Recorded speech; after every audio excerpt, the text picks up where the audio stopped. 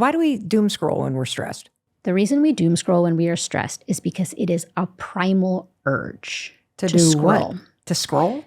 Evolutionarily, when you and I and all of the other humans were living in tribes, there was a night watchman who would keep tabs and look out throughout the night while the tribe slept. And now we are all our own night watchmen.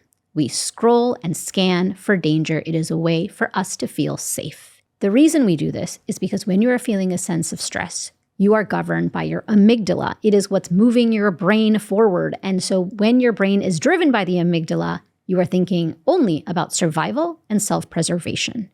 And scanning for danger is a way you feel safe. So what do we do in our modern times? We don't have a night watchman, we scroll. It's a way for us to scan for danger, to make sure that we are safe, that nothing is happening. And then unfortunately what happens is as we are scrolling, we see the headlines and the news and social media, and these are not benign entities. They have a direct impact on our brain chemistry. Clickbait works on the biology of stress. And news consumption and media consumption has a direct impact on our brain circuitry. And so doom scrolling, I have had countless people say, I can't help myself, doc. I just don't know. I remember several years ago during an election year, and we are currently in an election year, but I remember during that election year, I had a patient who told me, and I've written about this in the 5 Resets. I had a patient who told me, I watch TV day and night. I watch the news day and night. And I thought, I laughed like, oh, that's a hyperbole. That can't be possible. And in fact, when I dug into his daily habits, his routine, he truly had his TV on day and night. It wasn't his fault. So if you hear this and you think, I don't watch the news. Of course, right? Like a lot of young people don't actually watch TV. They watch on their phones.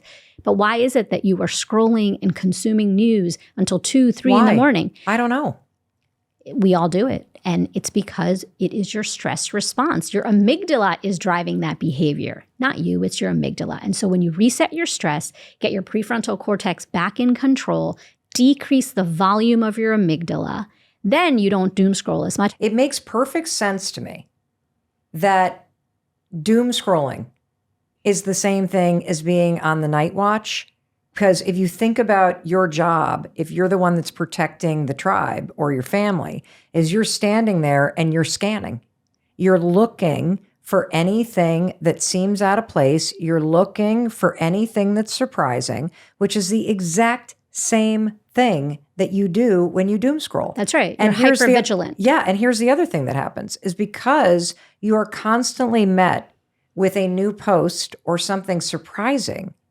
Here you are, it's like hearing the branch snap outside the tent. What was that? And then there's another one, and then there's another one, and then there's another one. And so you're not going to go back to sleep because you keep hearing things that are keeping you in a state of needing to watch out for the tribe. Now you're sitting in modern life and you are doing that same evolutionary behavior, only you're now staring at the phone and all the branches cracking or every single little thing that's going by, which keeps you awake. Because I've often wondered, why the hell did I look at my phone at 8:30 last night? And next thing you know, I look up, it's 10:45. I've bought 3 things off of Instagram that I did not need. I've just mindlessly scrolled, and now I'm pissed off at myself because I should have gone to bed and wanted to have been in bed well over 2 hours ago, and I've spent money on things that I don't need, that I now don't even remember buying. And it is this constant loop. But the way you're explaining it as your amygdala is activated, that's what's going on. And that's what's having you fall prey to this behavior. And so the solution is to reset. The solution is to deactivate the amygdala because it is chronically screwing you up.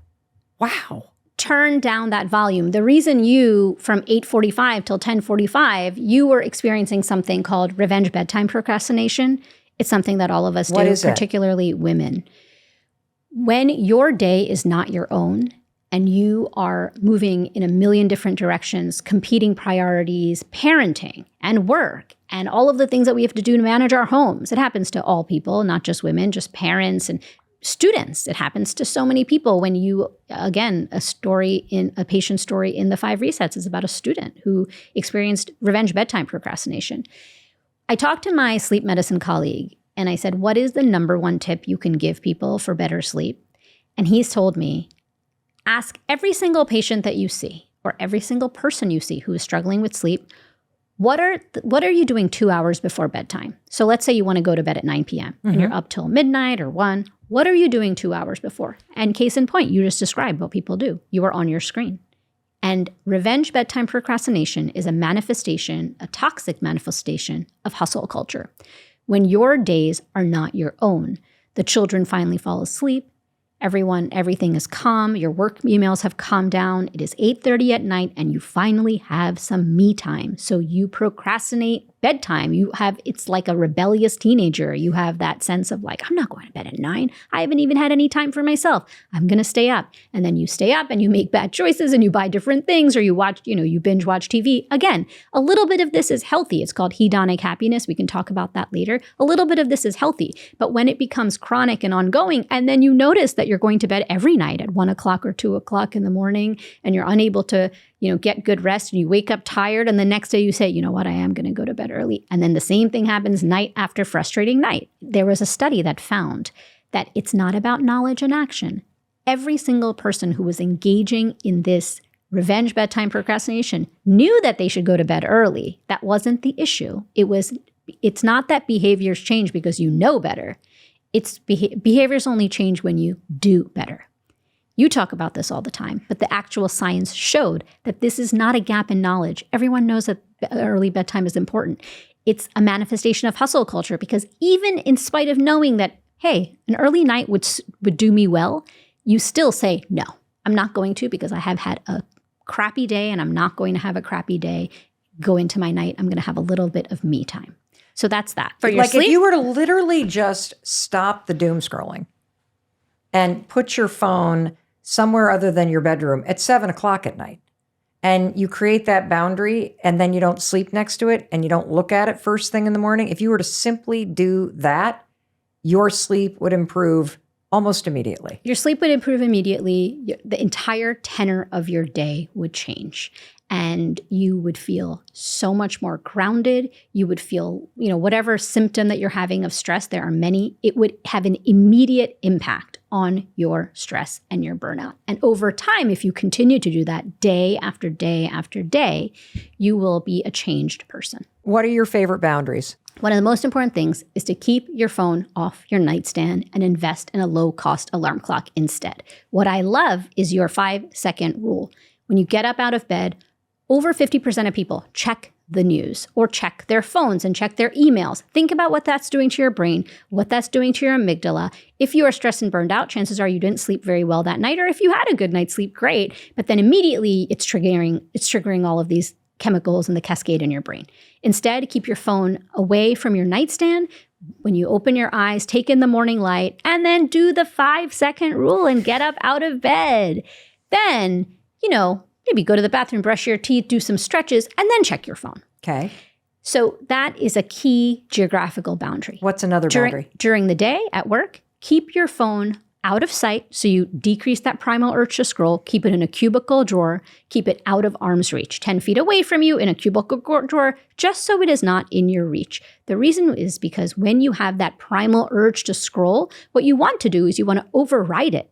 And you want to create more intentionality around your media consumption. I'll share personally that our executive producer, Tracy, will not allow me to have my phone when we are in a meeting. She will reach over if I grab it and literally like a mom, guide it out of my hand, put it away. And I'll tell you, she's right.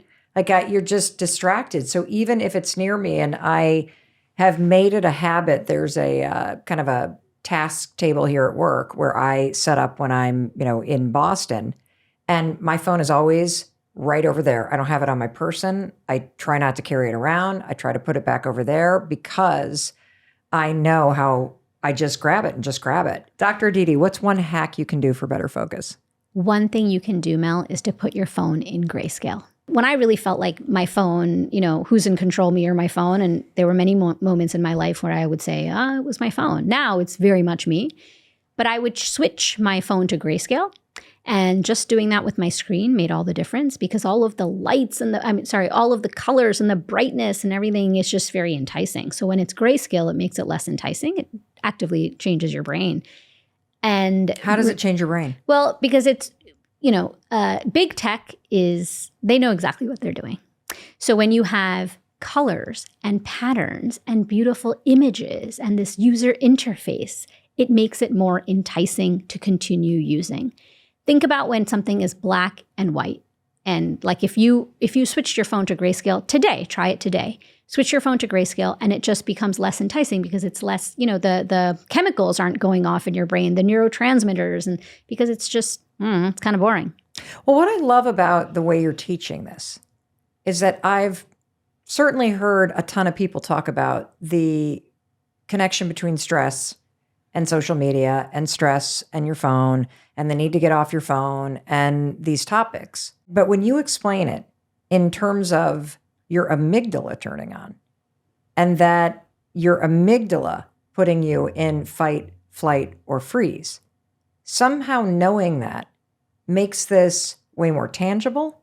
It also makes it way more important to me that I follow this advice and I pay attention to when the amygdala is running the show versus when I'm running the show. And these boundaries and this second reset is a way for you to run your life rather than letting the amygdala just kick into high gear and keep you hostage to all of this stuff.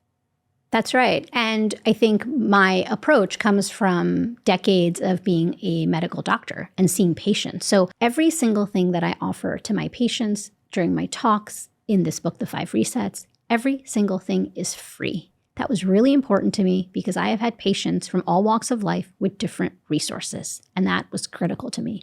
The second thing that I really aim to do with every single strategy I offer, of course, it's science-based, but that it is time efficient. If we all could spend an hour getting a massage and then getting an acupuncture treatment and then going for a walk and all of the wonderful things that are available to anyone who has the means to do, the time as well, then great. But for most people in everyday life, you have an overscheduled life, a million competing priorities, and often you put yourself last on that list. And so stress and burnout, your own stress and burnout and your own mental health is like, oh, I'll get to it when. But if not now, then when? And so really making sure that these strategies are easy and practical and can be something that you do today. Many of these things you can start today. And it is all when it comes to your brain and rewiring your brain and body for less stress and more resilience, or less stress and less burnout. These incremental changes a little bit every day can actually rewire your brain. It is not some big grand gesture that does it. Like a massage once a month. Great. A nice Band-Aid. It'll help you. When you get a massage or when I get a massage, it feels great for a day. And then the next morning I wake up and it's the same old stuff again. Well, now I know why. Because the amygdala is the issue. That is 1,000% what you're teaching us. It's always the amygdala. It's literally the amygdala. So what would you, like if the person listening wants to get a better night's sleep, as a Harvard-educated medical doctor and professor, what would you tell the person listening to do tonight in order to get a better night's sleep? I always lead with self-compassion. So first is, if you are not sleeping well, you are not alone. It is not your fault. When you have better days, you will have better nights.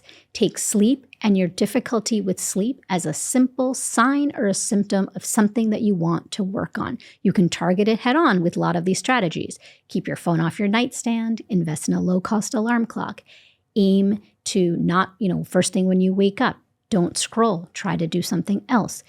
And create, and the other thing that I would say is 2 hours before bedtime, limit your screens. Again, nothing is overnight. It doesn't work like magic. But if you start these today, give yourself 8 weeks, but you will see a difference within a week. By the weekend, you should start feeling better. These things take shape quickly because your brain and your body are rewiring all the time. Your brain is a muscle. Neuroplasticity, a very fancy science word, but it means your brain is a muscle. It's not a grab bag. Like what you got for birth is what you got for life. It's not what it is. Your brain is like a muscle, just like a bicep.